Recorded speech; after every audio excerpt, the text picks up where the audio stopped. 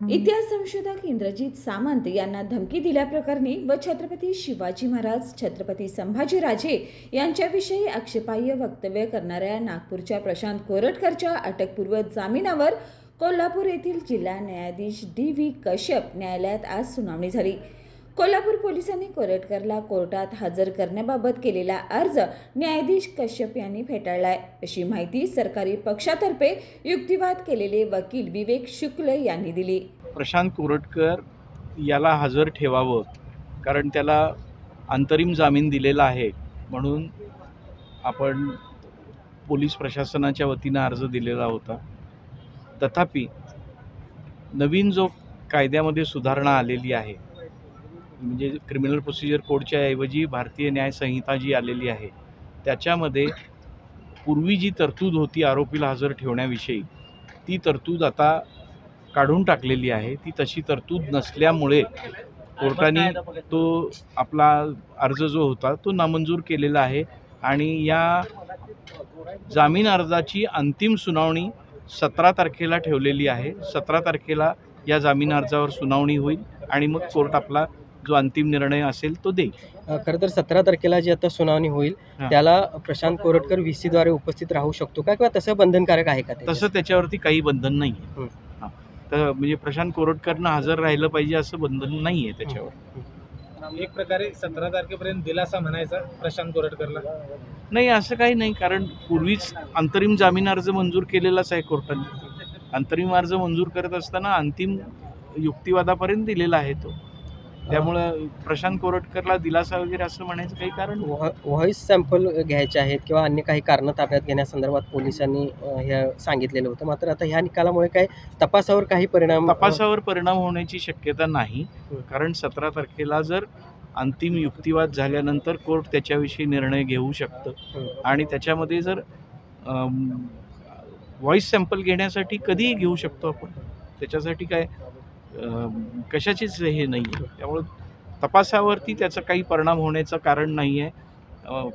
फक्त त्याचा जो मोबाईल डेटा डिलीट केलेला आहे त्याविषयी काय करायचं हे प्रगत तंत्रज्ञानाच्या आधारे विचार करता येईल, पण पाहूया आता पुढं काय अंतिम निर्णय काय व्हायचा तो न्यायालयाचं डिस्क्रिशन आहे, न्यायालय ठरवेल। काल आरोपीच्या वकिलांनी ज्यावेळी युक्तिवाद केला त्यावेळी असं म्हटले की प्रशांत कोरटकर कुठे बेपत्ता नाही किंवा फरार नाही।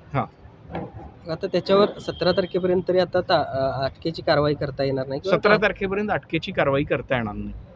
अंतिम सुनावणी सोमवार दिनांक 17 मार्चला होईल, याबाबत सामाजिक कार्यकर्ते दिलीप देसाई यांनी माध्यमांशी बोलताना म्हणाले, सरकारच्या वतीनं माननीय न्यायालयाला जे पत्र दिलं ही तरतूदच नाही। मग सरकारला हसायचे दात वेगळे आणि दाखवायचे दात वेगळे हे कशासाठी पाहिजे? जो सरकारनं कागद हजरच करायची नाही, पोलिसांच्या मार्फतचा जो हजर केलेला आहे तो कागद हजर करायचा कायद्यात तरतूदच नाही आहे, मग तो का केला? जो मागणी आम्ही केली होती की विशेष आम्हाला वकील आपल्याला पाहिजेत, माननीय मुख्यमंत्र्यांना आम्ही भेटलो, परंतु आम्हाला तो वकील नेमण्याचा आजपर्यंत त्यांचा कुठलाही हा ना असं नाही आहे। त्यामुळं हे एक सरकारचं एक षडयंत्र आहे, त्यामुळं नैसर्गिक न्याय मिळेल असं मला वाटत नाही आहे। तरीही आम्ही आमचा प्रयत्न सोडणार नाही। आमच्या छत्रपती शिवाजी महाराज आणि संभाजी महाराजांचा जो काही त्यांनी अपमान केलेला आहे, तो काही त्यांच्या वेदनादायी त्यांचं वक्तव्य केलं आहे, त्यासाठी आम्हाला अपेक्षित आहे की नैसर्गिक न्याय मिळेल। पण सरकारची ही दिशाभूल पद्धत किंबहुना न्यायालयांना एक पत्र देणे सरकारच्या मार्फत, हा कुठल्या कायद्यात काय विषय आहे? तुम्ही त्यांना तुमच्या कायद्यात नवीन कायद्यामध्ये काय तरतूद आहे काय नाही आहे, आरोपीला का हजर केलं पाहिजे, ते पुरावे नष्ट केलेले आहेत, ते पुरावे का समोर आले नाही पाहिजेत, याच्यासाठी काहीच नाही। प्रत्येक वेळेला बघतोय तर त्याला अटक होणार नाही, त्याला बेल दिलेला आहे। हा सर्वसामान्य व्यक्तीला होऊ शकते का हो?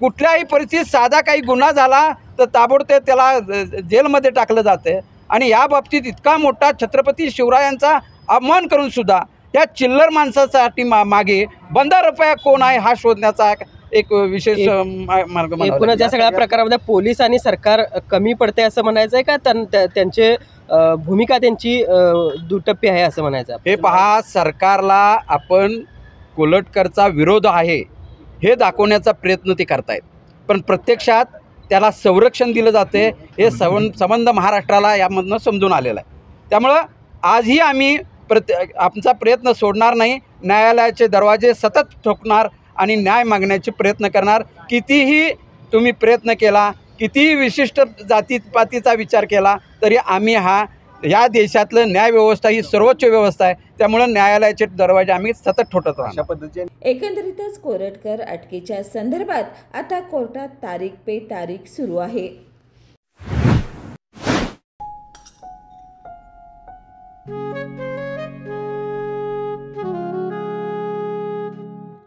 बाबा, आज येताना बासुंदी घेऊन या ना. अगं, कालच आपण आईचा वाढदिवस होता म्हणून आणली होती ना. ऐकलं, गोकुळची बासुंदी पुन्हा खावीशी वाटतेय. खरं सांगू, मलाही खावीशी वाटतेय. पुन्हा पुन्हा खावीशी वाटणारी गोकुळ बासुंदी.